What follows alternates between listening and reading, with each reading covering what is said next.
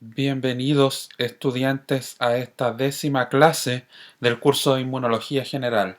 Hoy día vamos a conversar acerca de la activación de los linfocitos B y la consiguiente producción de anticuerpos. Hemos estado hablando de los distintos receptores y hablamos de la ontogenia de los linfocitos B y T. Pero ahora que tenemos el linfocito B virgen, maduro, completamente maduro, como está en esta imagen en la parte superior. ¿Cuál va a ser el principal activador de un linfocito B maduro, pero que está virgen? El principal activador es el antígeno, al cual su receptor, el BCR, es capaz de reconocer. Entonces, ese es el activador de nuestro querido linfocito B maduro, y luego van a ocurrir cosas y ustedes ven que, por ejemplo, en esta imagen hay 3 linfocitos B vírgenes que responden a 3 antígenos distintos, pero solo se va a activar aquel al cual el antígeno esté presente y pueda reconocerlo el BCR. No uno donde no esté el antígeno. Si no está el antígeno, ese linfocito quedará ahí. ¿Ok? Entonces, la siguiente lo que muestra es cómo tenemos nuestro linfocito B maduro virgen a la izquierda y el antígeno, nuestro patógeno, ojalá, es el que reconoce este receptor que es el BCR y se une a él. Eso activa este linfocito B. Pero ahora, para que pueda seguir en el siguiente proceso, el linfocito B requiere varios estímulos.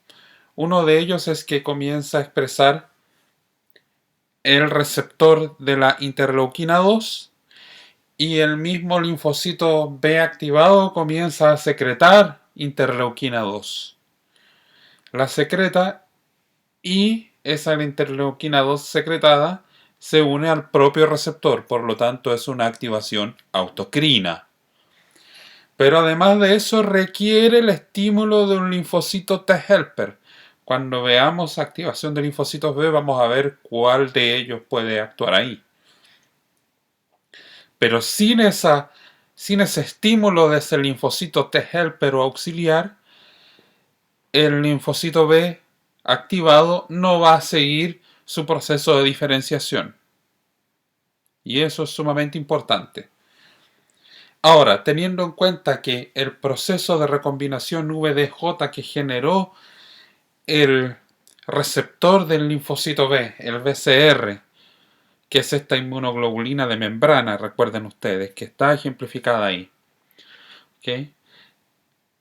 Como es un proceso aleatorio, la probabilidad de que un antígeno se una a uno de estos BCR es baja, por lo tanto lo más probable es que exista una sola célula que reconozca ese antígeno.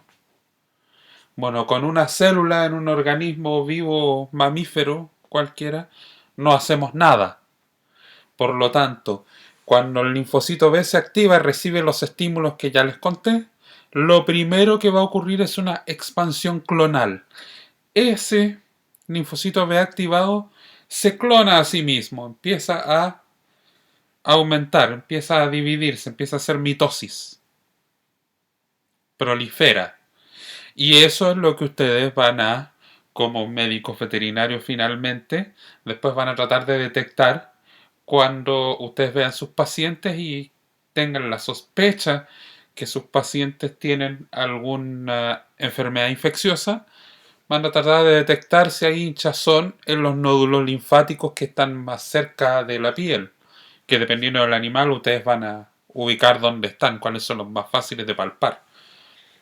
Por lo tanto, esa hinchazón está implicando que hay una expansión clonal de linfocitos B. Por eso mismo, y por la otra clase que habíamos estado hablando, por eso no podemos hablar de inflamación en los nódulos linfáticos, ¿cierto? Porque no está ocurriendo el proceso de inflamación. Ocurre esta expansión clonal y esta célula finalmente se va a diferenciar en lo que se conoce como la célula plasmática, que ahí está nombrada como plasma cell en inglés.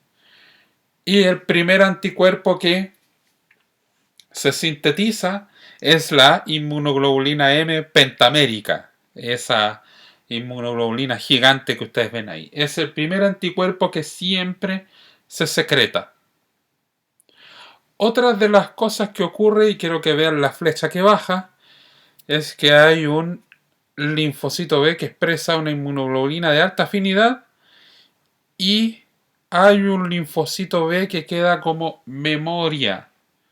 Y eso es sumamente importante. El sistema inmune es el único que posee memoria además del sistema nervioso. Por lo tanto, ese linfocito B de memoria va a ser, junto con otras células de memoria, sumamente importantes en una nueva infección con el mismo patógeno. Entonces, vamos a irnos a tratar de desgranar qué significa este proceso de diferenciación. Entonces, cuando se activa el linfocito B virgen, lo que yo les comentaba que en la flecha superior lo primero es que ocurre una proliferación, una expansión clonal. En una flecha inferior y dice que se incrementa la expresión de los receptores de citoquina y yo les hablé de la interleuquina 2. Y ahí habla, sobre todo pensando que estamos hablando del linfocito B que está en un nódulo linfático, tiene que migrar a la zona donde están los linfocitos T para que pueda recibir la estimulación con el linfocito T helper, si no, no va a seguir con su funcionamiento. Y todas estas células que están pasando por estos estadios empiezan a expresar distintos antígenos en su membrana. Ustedes ven aquí, están mostrados de nuevo los Cluster of Differentiation, los CD. Pero lo importante es que quiero que vean ahí, hay linfocitos B foliculares, finalmente están hablando del centrocito o la célula plasmática, y fíjense ustedes que abajo dice al final que está expresando distintas inmunoglobulinas. ¿Qué es lo que está pasando acá? Bueno, otro proceso que también estaba mostrado en otra imagen ahí, pero que yo pensaba que era mejor explicárselos en ese momento es, cuando se activa un linfocito B y se diferencia célula plasmática, esa célula plasmática expresa, como les dije, el primer anticuerpo que empieza a secretar es la inmunoglobulina M pentamérica. Pero los otros que no están todavía completamente diferenciados, empieza a ocurrir lo que se conoce como el switch de clase. Y es que cambian la expresión de las cadenas de las secciones constantes de sus cadenas pesadas y livianas. Si antes era, perdón, de la cadena pesada solamente, cambia la expresión. Si era la cadena mu de la inmunoglobulina M, ahora va a cambiar a la cadena G de la inmunoglobulina G. Y eso también ocurre por recombinación VDJ, pero es lo que se conoce como switch de clase o cambio de isotipo. Y el cambio de isotipo, como ustedes ven en esta imagen aquí, ocurre después. Después empieza a aparecer, por ejemplo, en esta imagen aquí donde muestran la concentración de anticuerpos en suero. Después de unos días aparece la inmunoglobulina G y empiezan a aparecer las otras. ¿Sí? Y esto es lo que está mostrado aquí.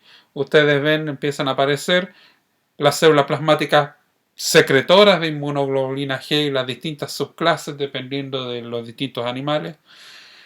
Las secretoras de inmunoglobulina E, las secretoras de la inmunoglobulina A secretoria, más encima tiene ese nombre.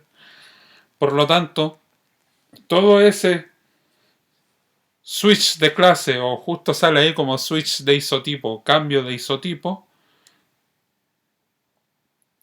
es algo que ocurre durante esta diferenciación. Pero no solo ocurre este proceso de switch de clase, ¿okay? También ocurre otro proceso, que es el que está mostrado acá arriba, en esta imagen, que es lo que se conoce como la maduración de la afinidad. Y la pregunta es, bueno, ¿qué es la maduración de la afinidad? Estos linfocitos B activados, que algunos se van a producir anticuerpos inmediatamente en la expansión clonal, otros empiezan a hacer switch de clase y otros empiezan a hacer lo que se conoce como la maduración de la afinidad. Es que vuelven a hacer, pero mutaciones puntuales en las regiones variables de los genes de su receptor de linfocitos B. Y esas mutaciones puntuales generan que ahora nuestro querido receptor de BCR tiene mayor afinidad por el antígeno y cualquier otro que tenga la misma o menor afinidad es seleccionado para morir y por eso aparecen algunos ahí apoptosis. Estas mutaciones puntuales en el genoma, en la sección variable, ya está medido y en general ocurren en la zona variable y en la zona, o sea, ocurren en la zona variable de la cadena liviana y en la zona variable de la cadena pesada, en las dos. Pero ocurren generalmente en lugares muy específicos que son en las regiones que determinan complementariedad. ¿Okay? Y que por el acrónimo en inglés se les conoce como CDR. Entonces, en esos lugares hay mutaciones puntuales que cambian el aminoácido y hace que la afinidad del receptor por el antígeno sea mayor y cada vez mayor.